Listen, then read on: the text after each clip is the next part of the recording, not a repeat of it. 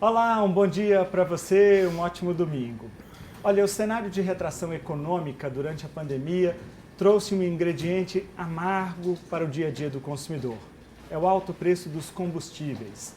Desde 2016, a Petrobras passou a adotar uma política de preços que reflete o custo dos produtos no mercado externo.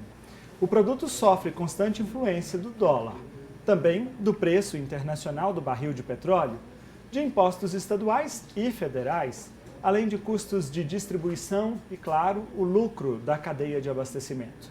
O preço médio da gasolina em todo o país ultrapassa os R$ 7,00 o litro, segundo o levantamento da ANP. O gás de cozinha e o diesel, derivados do petróleo, também tiveram alta expressiva e até o etanol subiu nas bombas. Se por um lado a gasolina pesou em 2021, por outro, o custo da energia elétrica foi um vilão silencioso para o orçamento das famílias. O país passou pela maior seca em 90 anos, o que prejudicou a geração de energia por usinas hidrelétricas.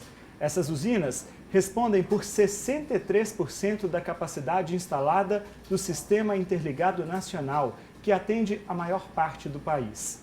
Com isso, os custos para a geração de energia aumentaram.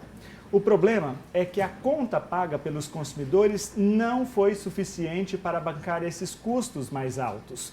O déficit da conta pode chegar a 12 bilhões de reais, segundo dados da ANEEL. No Política Cruzada de hoje, nós vamos detalhar esses assuntos. Mas antes, vamos saber o que foi destaque no noticiário político nacional, com meu colega Victor Fernandes. Oi, Victor, bom dia para você. Bom dia para você, Danilo, e para quem acompanha o Política Cruzada. Uma tensão geopolítica marcou a semana, com duas potências ameaçando ataques e retaliações por causa da Ucrânia. A Rússia está reunindo cerca de 100 mil soldados ao longo da fronteira ucraniana, sob ordens de Vladimir Putin. As manobras militares têm despertado preocupações dos Estados Unidos e aliados da OTAN, que prevêem um ataque iminente. Em resposta, o presidente norte-americano, Joe Biden, que completou um ano no cargo esta semana, tem alertado sobre as consequências econômicas do possível ataque. As ameaças de sanções não partem apenas dos Estados Unidos, mas também da Alemanha, que estuda abrir mão de parte do abastecimento de gás natural da Rússia, caso a invasão aconteça. Aqui no Brasil, depois de atritos entre o presidente da Câmara, deputado Arthur Lira, e o presidente do Senado, Rodrigo Pacheco, o governo federal decidiu enfrentar o aumento dos combustíveis.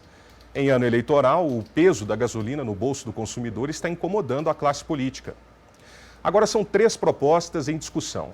A Câmara votou o projeto que modifica de 15 dias para 2 anos o período da média do preço dos combustíveis para a cobrança do ICMS.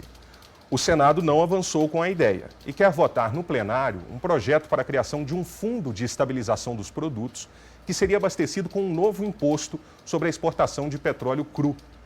Já a equipe do presidente Jair Bolsonaro estuda apresentar uma proposta de emenda à Constituição, uma PEC ao Congresso, para reduzir os impostos federais nos combustíveis, como a gasolina e o gás de cozinha. Na média, esses impostos representam cerca de 10% do preço final ao consumidor. O próprio presidente Jair Bolsonaro fez a promessa em sua live semanal na última quinta-feira. Nós temos uma proposta de emenda à Constituição que já está sendo negociada com a Câmara e com o Senado, para nós aqui diminuirmos, ou melhor, podemos ter a possibilidade de praticamente zerarmos aí os impostos dos combustíveis, que é o PIS, COFINS. Então é uma possibilidade. Na última semana, o presidente da República precisou interromper sua primeira viagem internacional do ano, ao Suriname e à Guiana, após a morte da mãe, Olinda Bolsonaro, aos 94 anos. Esses compromissos internacionais devem acontecer em outra data. Aqui em Minas, a semana serviu para tomar a dimensão dos estragos causados pelas fortes chuvas no mês de janeiro.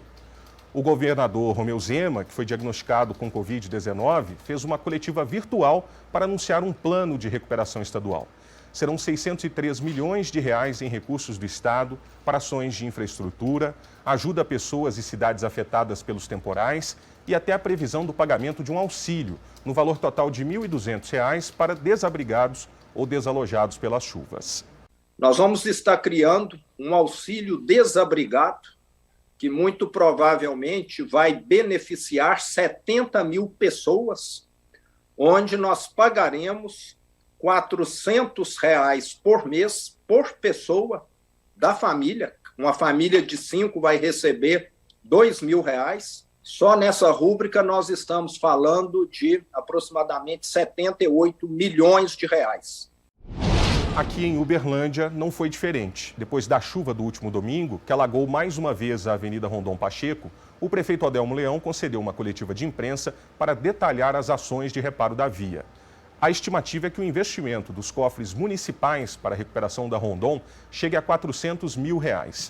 Durante a coletiva, na última semana, o prefeito disse que nenhum sistema de drenagem suporta o volume de chuvas que atingiu a cidade. Nós vamos fazer tudo aquilo que for possível para não piorar. Agora, eu vou voltar a insistir. Se for uma chuva normal, de 120 milímetros, 130 milímetros, em uma hora, da quais nós temos estudos sobre isso aí, e é o regramento que existe em drenagem, aí nós não teremos problema na Rondon. Agora, se voltar a chover 74 milímetros em 20 minutos, pode ter certeza que nós teremos problema. Por hoje é isso, Danilo. Bom domingo para você. Tá certo. Muito obrigado, Victor. Olha, o preço da energia elétrica tem pesado e muito no bolso dos consumidores. Mas mesmo com essa chuvarada de janeiro, tá todo mundo se perguntando por que ainda precisa continuar a pagar a tal bandeira tarifária escassez hídrica, que aumenta o valor do talão de energia elétrica. Meu colega, o Júnior Oliveira, traz uma reportagem falando desses detalhes para a gente. Desliga a tomada, eletrodomésticos funcionando sozinho, até a televisão tem hora marcada para estar ligada. Foi o jeito que o Kleiber encontrou para tentar economizar na conta de luz na casa da família.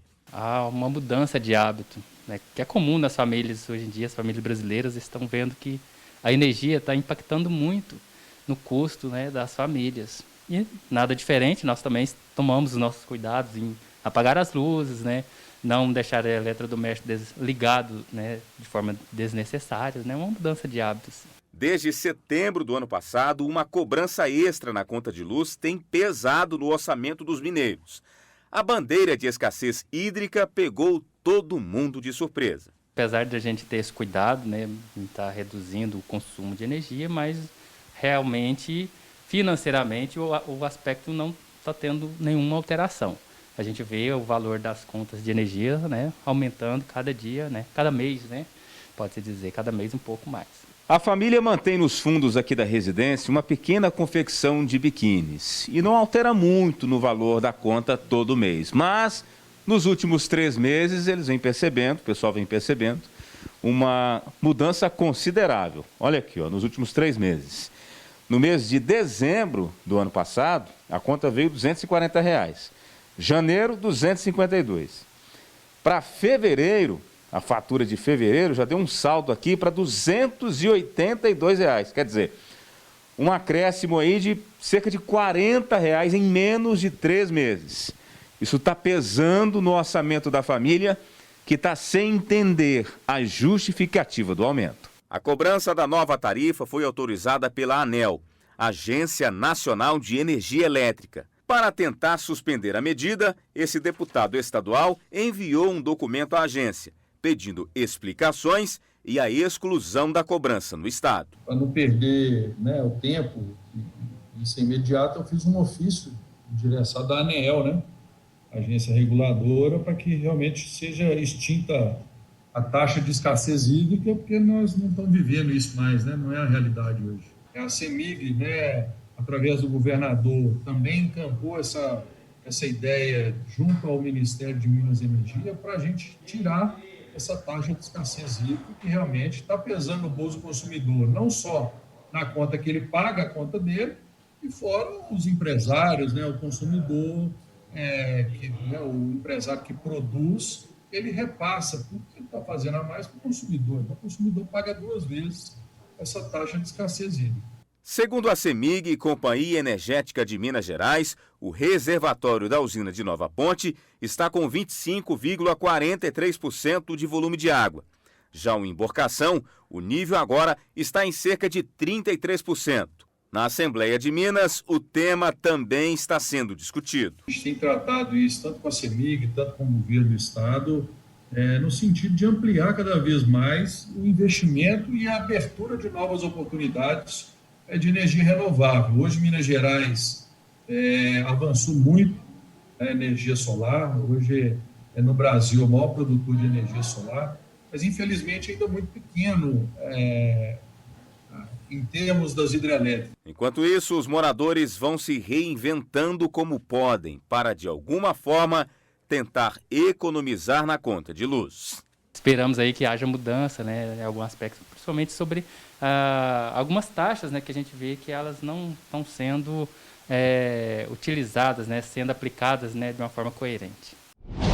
Bom, e para a gente detalhar mais esse assunto aqui no estúdio do Política Cruzada, eu estou recebendo agora o professor Luiz Carlos Gomes de Freitas. Ele é engenheiro eletricista, doutor em engenharia elétrica, professor do Núcleo de Pesquisas em Eletrônica e Potência da Universidade Federal de Uberlândia. Muito bom dia, professor. Obrigado pela sua presença. Bom dia, é um prazer poder contribuir. Professor, bom, a gente viu a reportagem e a dona de casa lá recebe o talão de energia escrito Bandeira Tarifária Escassez Hídrica. Bom, como é que está a escassez hídrica com essa chuvarada que a gente viu aí nas últimas semanas? Janeiro, nós falamos aqui no Política Cruzada semana passada, janeiro já aumentou a média do que era esperado, antes mesmo de o mês terminar. Mas a lógica não é bem essa, né? Explica pra gente como é que funciona essas bandeiras tarifárias que são cobradas lá na conta de energia elétrica. Certo. Primeiro a gente tem que entender que a bandeira tarifária ela foi criada a partir de 2015 e ela busca compensar custos adicionais que as empresas distribuidoras de energia têm com a contratação de geração de energia que utilizam fontes mais caras. Então, quando nós temos o período de seca, que os reservatórios das usinas hidrelétricas chegam a níveis muito baixos, o operador nacional do sistema, que gerencia tudo isso, digamos assim, né, ele avalia então a possibilidade e a necessidade de contratar energia proveniente de outras fontes, como as termoelétricas, ou até mesmo de outros países, como foi o caso recente agora que contratou da Argentina e do Uruguai. Certo. Essas outras, as termoelétricas, elas utilizam fontes, combustíveis, né, que são mais caros, são derivados do petróleo, carvão, e elas então, as distribuidoras de energia têm um custo adicional, e isso então deve ser repassado para o consumidor final. Quem avalia isso é a ANEEL, e a ANEEL define, então, qual é o valor dessas tarifas que serão cobradas de forma adicional. Então, nós temos tarifa verde, amarela e vermelha, né? Dependendo da época que nós estamos ao longo do ano, né? Então, e para cada 100 kWh adicional. Isso. Certo? Agora, um detalhe importante. Todo consumidor já pagava por isso antes de 2015, antes da criação das bandeiras. Ah, é? Sim, porque da mesma forma que é feito agora, né, precisa compensar as distribuidoras de energia por gastos adicionais, isso ocorria anteriormente, só que era repassado apenas uma vez no ano.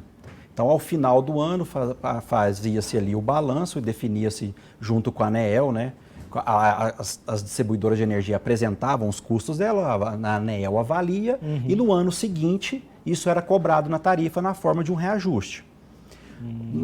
Com um adicional, né, que ainda era cobrado juros em cima do tudo que foi gasto ao longo do ano anterior.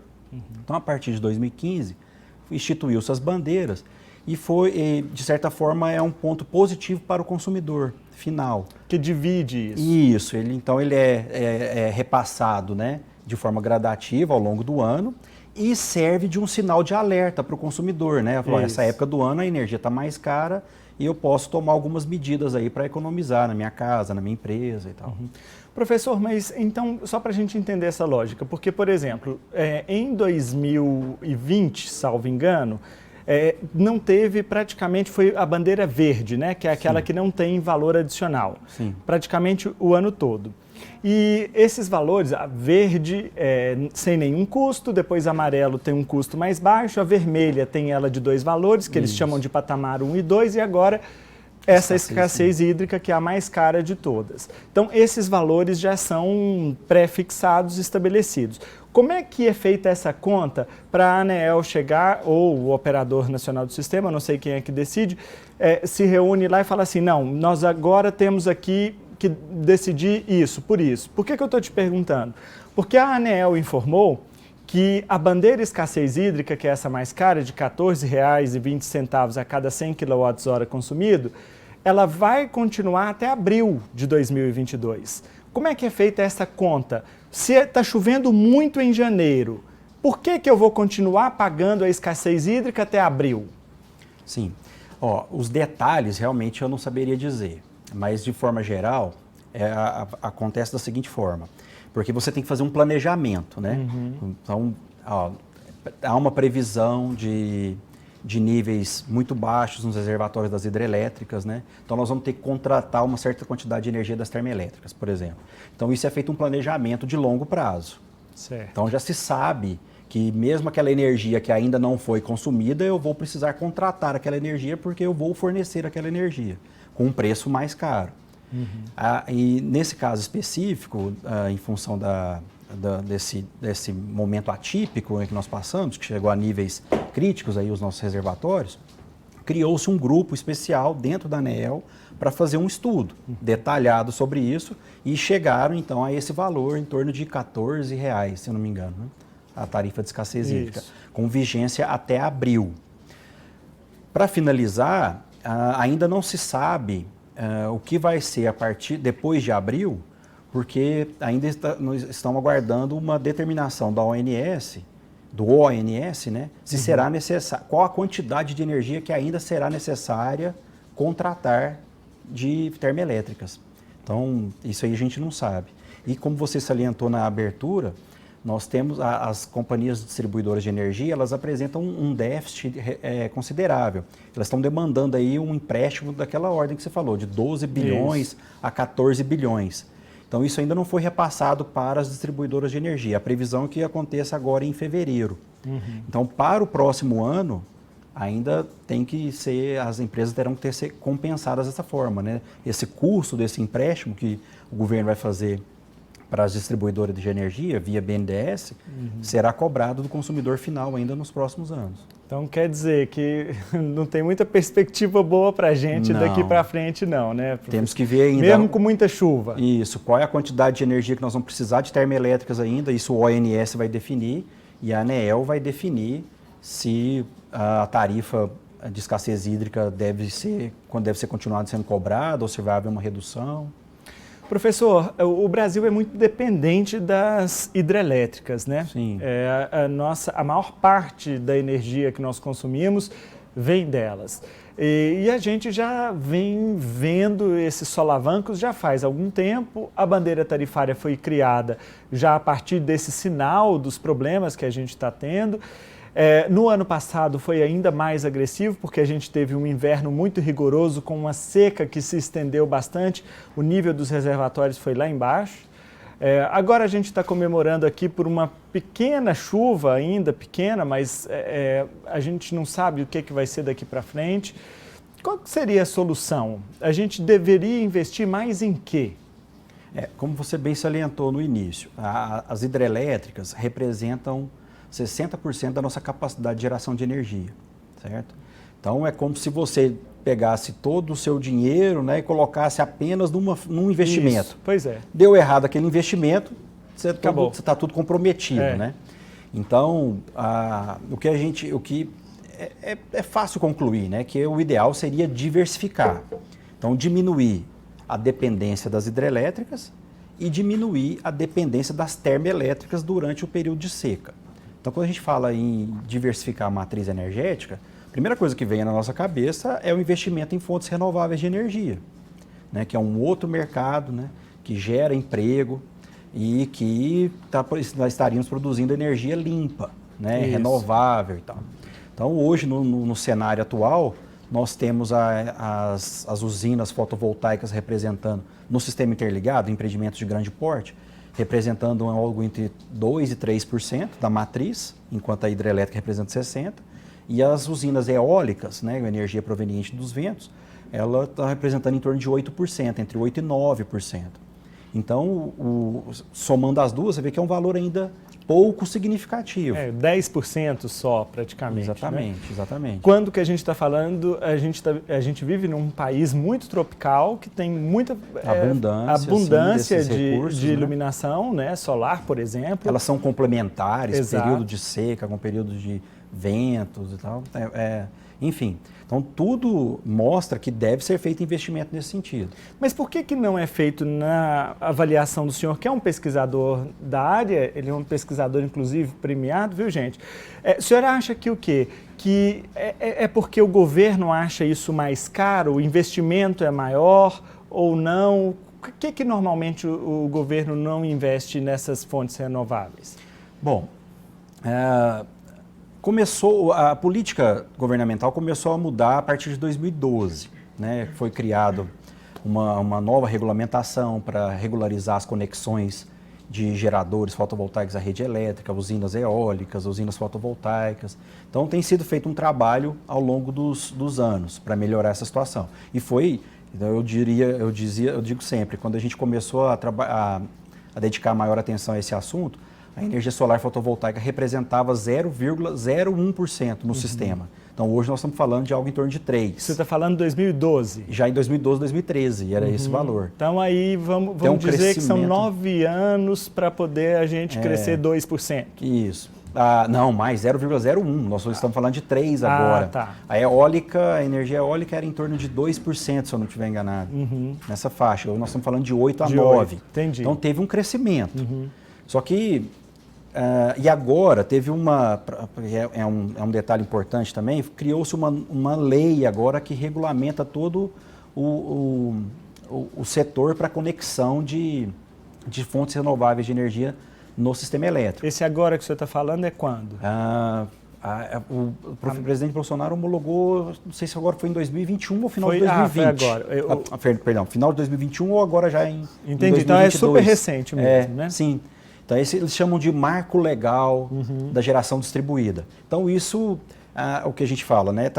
A ideia é dar segurança jurídica para que esses investimentos sejam realizados. São investimentos de grande porte, de longo prazo, né? O tempo de retorno de investimento deve ser avaliado com muito cuidado. Então, isso foi uma iniciativa interessante. Agora, o outro ponto que deve ser levado em consideração também, que atualmente eu gosto de levar isso e trazer para a discussão, é que nós temos todo um setor econômico que depende, por exemplo, das termoelétricas. Recentemente saiu uma reportagem de uma renovação de contrato de usinas termoelétricas que utilizam carvão na região sul do Brasil. E lendo a reportagem, estava lá, né? A economia da cidade, a economia da região gira em torno daquilo. Ou seja, então não basta apenas falar que temos que abandonar as termoelétricas e temos que investir em fontes renováveis. Nós temos uma quantidade enorme de pessoas que dependem daquele setor econômico e precisam encontrar uma outra fonte de renda, né? Assim como a cidade como um todo. Já que o senhor tocou nesse assunto, vamos voltar lá puxando um fio daquilo que o senhor começou a explicar para a gente. Qual que é o papel, a contribuição, a importância das termoelétricas nesse sistema da distribuição de energia do Brasil? Elas são realmente importantes para essa geração? E quando que a gente poderia pensar a longo prazo de tentar requisitar mais esse recurso, menos esse recurso, né? Para poder não custar tanto aqui no nosso bolso no fim do mês? O que a gente consegue concluir? Né? É possível concluir que a termoelétrica ela dá segurança. Né? Nós estamos agora num momento de escassez. Para não faltar. Exatamente. Energia. Então o ONS, vou precisar, né, de acionar X megawatt-hora, vou precisar de energia, né, megawatt-hora proveniente de termoelétricas. Então isso ela dá segurança. Você pode contar com aquela fonte de energia. Isso já não acontece com as fontes intermitentes, como a energia solar, como a energia eólica. Né? Elas variam ao longo do dia, ao longo do ano. Então, a gente costuma dizer assim, não são fontes despacháveis. Então, eu não posso contar com elas da maneira que eu posso contar com as termoelétricas e com as hidrelétricas. Perfeito. Né?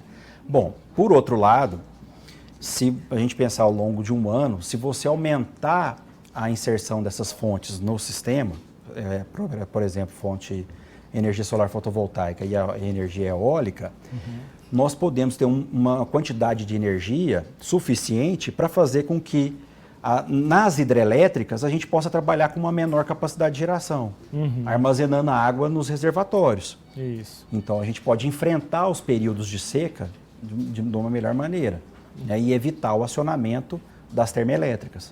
Então, professor, a gente teve já no Brasil recente, né, o episódio do apagão, que todo mundo ficou conhecido, racionamento e etc. e tal.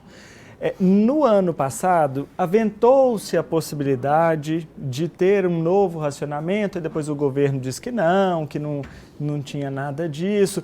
Tecnicamente, o senhor acha que isso pode ocorrer? O senhor falou aí que as termoelétricas é uma segurança para a gente não ter esse tipo de problema.